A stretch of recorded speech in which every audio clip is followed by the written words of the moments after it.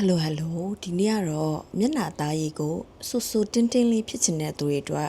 skin care တစ်ခုကိုညွှန်ပေးမယ်နော်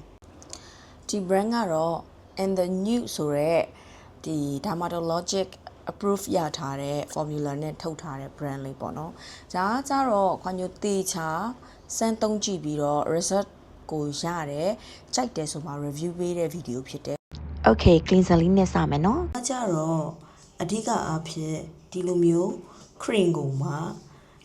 ဒီပုတ်တိုက်လိုက်တဲ့အခါမှာဖုန်းအနေနဲ့ပြောင်းသွားတဲ့ cream to foam cleanser လေးဖြစ်ပါတယ်။သူ့ရဲ့ဒီ texture လည်းအရင်နူးညံ့ပြီးတော့ဒီ skin type အကုန်လုံးအတွက်အဆင်ပြေပါတယ်။သူကကြတော့အဓိက blueberry extract blackberry extract နဲ့ oxygen တို့ပါတဲ့အတွက်ကြောင့်ဒီလိုမျိုးမျက်နှာတက်လိုက်တဲ့အခါမှာမျက်နှာကိုလုံးဝ deep cleansing effect ပေးပြီးတော့လုံးဝချွေးပေါက်တွေထဲမှာရှိတဲ့အညစ်အကြေးတွေကိုသေချာသက်ဆင်ပေးနိုင်တာဖြစ်ပါတယ်။ပြီးတော့အဓိကက hyaluronic acid လည်းပါဝင်တဲ့အတွက်ကြောင့်မျက်နှာတက်လိုက်တဲ့အခါမှာအသားရည်က6တာမျိုးဖြစ်ပဲနဲ့ moisture ဓာတ်အဆိုဓာတ်ကိုလည်းသေချာလေးဖြည့်ပေးနိုင်မှာဖြစ်ပါတယ်။ပြီးရင်တော့ toner လေးအကြောင်းကိုသွားကြမယ်နော်။သူကကြတော့ဒီ texture အနေနဲ့ဆိုရင်သူကရေလိုမျိုးကြဲကြဲလေးတော့မဟုတ်ဘူးရေထက်နည်းနည်းလေးပို့ပြီးတော့ပြတ်တဲ့ဟာပေါ့နော်အဲအကြောင့်လဲ essence toner ဆိုပြီးတော့သူကခေါ်ထားတယ်သူရဲ့အဓိက ingredients ကကြတော့သူလည်းပဲဒီမှာမေ့သွားလို့အဖုံးလေးကျန်သေးတယ်အဲ့ဒါလေးကကြတော့အဓိက ingredients ကသူ့ရဲ့ series မှာmain ingredients တွေဖြစ်တဲ့ဒီ hyaluronic ပါတယ်နောက်ပြီးဒီ toner လေးကကြတော့ tea tree နဲ့ဒီ seeker extract တွေပါထားတယ်အဲ့ဒီတော့သူက hydrating တစ်ခုတည်းပေးတာမဟုတ်ပဲနဲ့ calming effect ကိုလည်းရစေတဲ့ toner လေးဖြစ်ပါတယ်ပထမဆုံးခွန်ညိုကဒီ cotton pack လေးထဲမှာထည့်ပြီးသုံးမယ်ခွန်ညိုက2မျိုးသုံးတယ်ပေါ့နော်အဲ့လိုဆိုရင်ဒီ cotton pack နဲ့သုံးရတဲ့ရည်ရွယ်ချက်ကကြတော့ဒီမျက်နှာပေါ်မှာမျက်နှာတပီကြံခဲ့တဲ့ဒီချွေးပေါက်တွေထဲကအညစ်အကြေးလေးတွေကိုထပ်ပြီးတော့ထည့်ပေးလိုက်တဲ့သဘောတရားပေါ့နော်အဲ့လိုမျိုးဖြစ်အောင်ခွန်ညိုကဒီ toner pack လေးနဲ့ဒီ contour pack လေးနဲ့သုံးတယ်ပေါ့နော်ဒါလေးဒီလိုမျိုးသုံးပေးပြီးတော့အပေါ်ကနေ double touch up အနေနဲ့ဒီလက်ထဲမှာထည့်ပြီးတော့ပြန်ပြီးတော့ပုတ်ပြီးတော့ပြန်လိမ့်ပေးပါတယ်ခုလိုမျိုးဒီ toner လိမ့်လိုက်ပြီးတဲ့အခါမှာဆိုရင်တော့မျက်နှာလေးကတော်တော်လေးအဆင်ပြေတာတွေ့ရတယ်ပေါ့နော်နောက်ထပ် step တစ်ခုကကြတော့ in the new the series ထဲမှာခွန်ညိုအကြိုက်ဆုံး info cream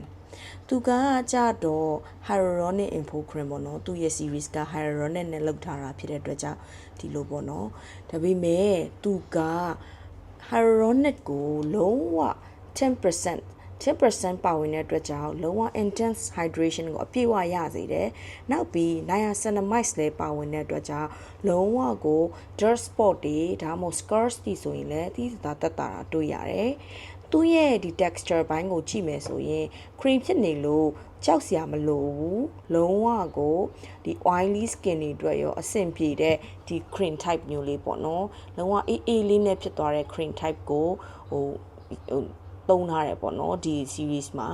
နောက်ပြီးတော့သူ့မှာကြတော့ sodium hyaluronic 1000 ppm ပါတဲ့အပြင် sheer butter တို့လိုမျိုးလုံးဝ hydration အပြည့်ပေးနိုင်တဲ့ဒီ ingredients တွေလည်းပါထားတာတွေ့ရတယ်။အဲ့တော့ဒီ cream လေးကကြတော့ခွန်ညိုဒီ series ထဲမှာခွန်ညိုအကြိုက်ဆုံးလို့ပြောလို့ရတဲ့ product ပေါ့နော်။လုံးဝကို hydration ကိုလည်းအပြည့်ပေးပြီးတော့ဒီခွန်ညိုတို့ဆို combination to oily ပေါ့နော်အဲ့လို skin တွေအတွက်လည်းအဆင်ပြေတယ်သုံးလို့ရတယ်ကြောက်စရာမလိုဘူးပေါ့နော်အဲ့ဒါလေးခွန်ညိုမျက်နှာလေးမှာစမ်းပြပါမယ်ဒီမှာဆိုခွန်ညိုသုံးတာမနှဲတော့ကုန်နေပြီပေါ့နော်သူ့ခွန်ညိုတော်တော်ကိုကြိုက်တယ်သူ့ရဲ့ဈေးတန်းအရဆိုရင်တော်တော်ကြီးကိုတန်တယ်ဆိုပြီးတော့ပြောလို့ရတယ်ဘာလို့လဲဆိုတော့ဒီလိမ့်လိုက်တဲ့အခါမှာလေလိမ့်လိုက်တဲ့အခါမှာလုံးဝ hydration ကိုလည်းအပြည့်အဝပေးနိုင်တဲ့အပြင်လုံးဝစီးကက်ကက်လည်းမရှိဘူးဒီမှာဆိုရင်ခွန်ညိုလိမ့်ပြမယ်ပေါ့နော်လိမ့်လိုက်နဲ့အေးလေးပဲပထမစားကြတော့လေ cream ဖြစ်နေတဲ့အတွက်ကြောင့်ဒီမှာပေါ့နော်သူက info cream လို့ရေးထားတယ် cream ဖြစ်တဲ့အတွက်ကြောင့်ကိုညိုနည်းနည်းတော့လက်မိရပေါ့နော်ဟဲငါနဲ့အဆင်ပြေပါမလားဆိုပြီးတော့ဒါပေမဲ့လိမ့်လိုက်တဲ့အခါမှာလေလုံးဝဟိုစိတ်သွင်းသွားတယ်ပေါ့နော်အရန်ကိုအဆင်ပြေတယ်ငါမြင်တဲ့အတိုင်းပဲလိမ့်လိုက်တဲ့ခါမှာလုံးဝမျက်နှာကလေစိုးပြီးတော့စိုးတဲ့လုံးဝအပြည့်ဆိုတဲ့ခံစားချက်မျိုးရတယ်ပေါ့နော်တင်းတင်းရင်းရင်းလေးနဲ့လည်းဖြစ်တယ်။ခွန်ညိုကဒီ in the new ဒီ ဒီ Hyaluron ပေါ့နော် Hyaluronic ဒီ series လေးကိုကြတော့လုံးဝမျက်နှာအသားရည်မှာလုံးဝညစ်နွမ်းပြီးတော့ကိုကအမြဲတမ်းမွေးချောက်ဖြစ်နေတယ်မဆုမပြေဖြစ်နေတဲ့သူတွေအသားရည်မညီတဲ့သူတွေအဲ့လိုမျိုးသူတွေအတွက်အဓိက recommend ပေးခြင်းနဲ့Okay ဒီချစ်တို့ထဲမှာဒီ series လေးကိုသုံးမှုတဲ့သူတွေရှိရင်လည်းပဲကိုယ့်ရဲ့ဒီအတွေ့အကြုံတွေ experience လေးကို comment box မှာ sharing လုပ်ပေးသွားပါအောင်ရှင်အားလုံးပဲကျေးဇူးတင်ပါတယ်နောက်တဲ့ video မှာတွေ့ကြမယ်နော်တတား